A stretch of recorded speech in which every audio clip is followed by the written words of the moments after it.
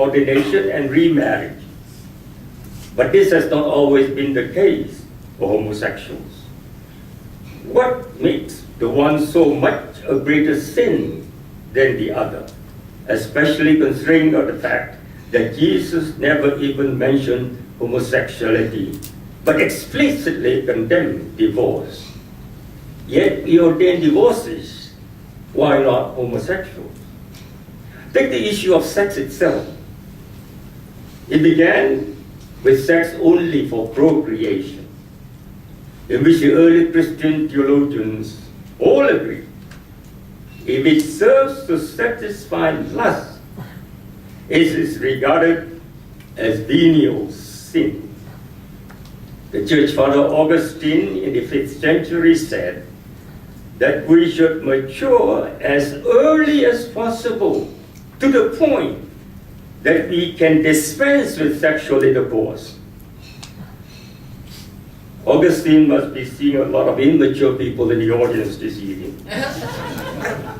However, the Old Testament regarded celibacy as abnormal, and we are to be fruitful and multiply. And in 1 Timothy, the first 3 verses, calls compulsory celibacy a heresy. Yet the Catholic Church has made celibacy mandatory for priests and nuns. Some Christian ethicists demand celibacy of homosexuals, whether they have a vocation for celibacy or not.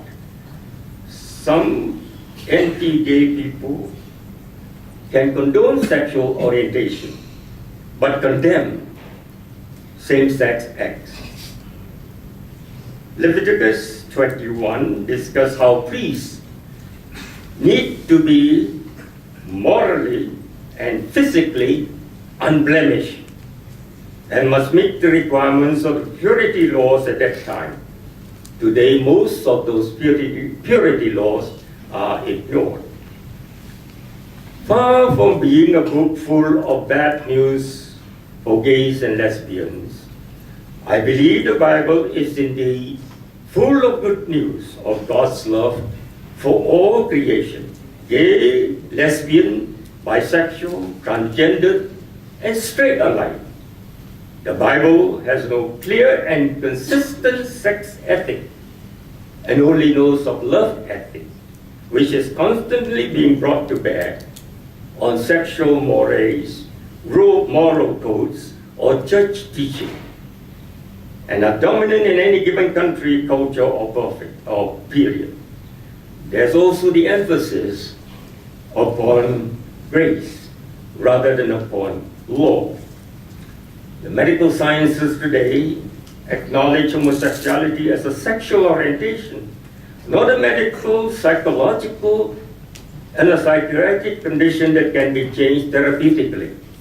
It is on record that the American Psychological Association removes homosexuality from the Diagnostic and Statistical Manual of Psychological Disorders in 1973.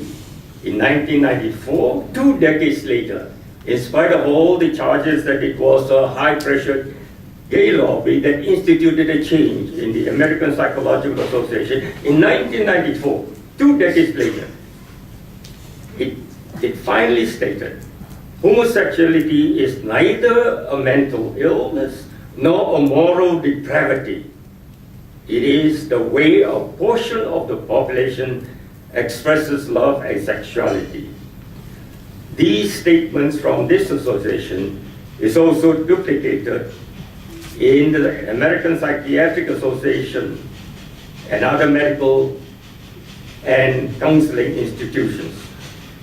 The prevailing view among therapists is that gay and lesbian patients should be helped to improve their self-esteem, to overcome the continuing stigmatization of homosexuality in many societies.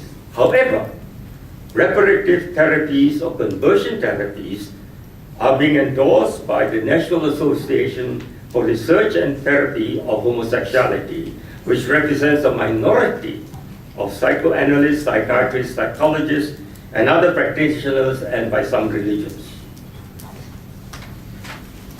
Minister Mentor Lee Kuan Yew has indicated and reported that he's consulted his medical friends and has come to the conclusion that it is a genetic variation. We must admit that we do not know for certain the causes of homosexuality.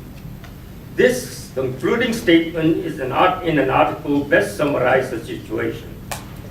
Perhaps there's no one answer that sexual orientation, whether homosexual or heterosexual, gay, straight, lesbian, or bisexual, all are a cause of a complex interaction between environment, cognitive, and anatomical factors shaping the individual at an early age.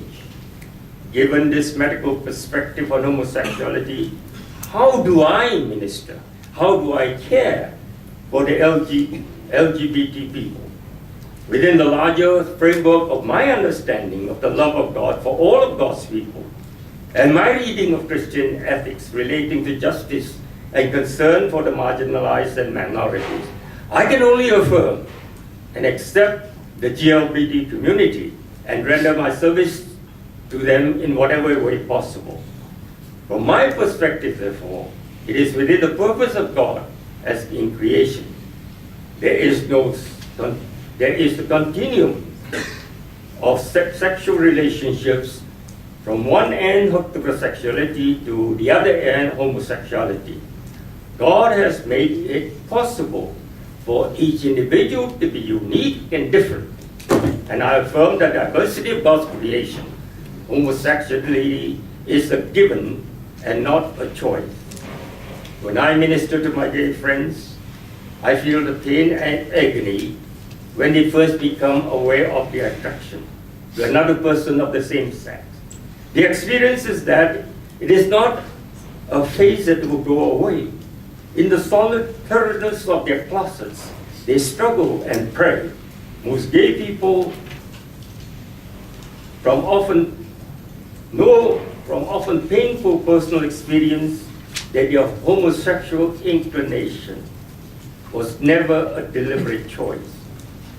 Who would, you ask me, in their right mind, choose to be gay when they know that they will be relegated to a small despised minority?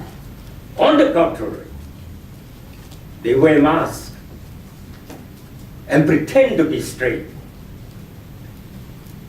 Yet opponents of gay rights chose to discard these personal experiences and even want to criminalize them.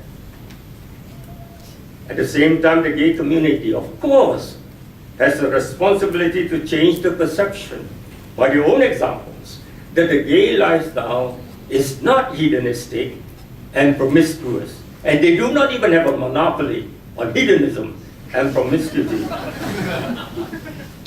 As I come alongside them, I sense their silent pain. I see their falling tears. I hear their aching hearts. This evening, I sense their rising hope, for they're receiving affirmation from you, recovering dignity, and restoring pride. Homosexuality is not an aberration, tendency, or inclination. It is an orientation. And may I end to say that homosexuality, therefore, in my perspective, is a gift from God to be accepted. It isn't a result of human sin or even the fallen nature because of Adam. We all have, by the grace of God, to live out the purposes of God, straight or gay, for we are all created by God. Thank you.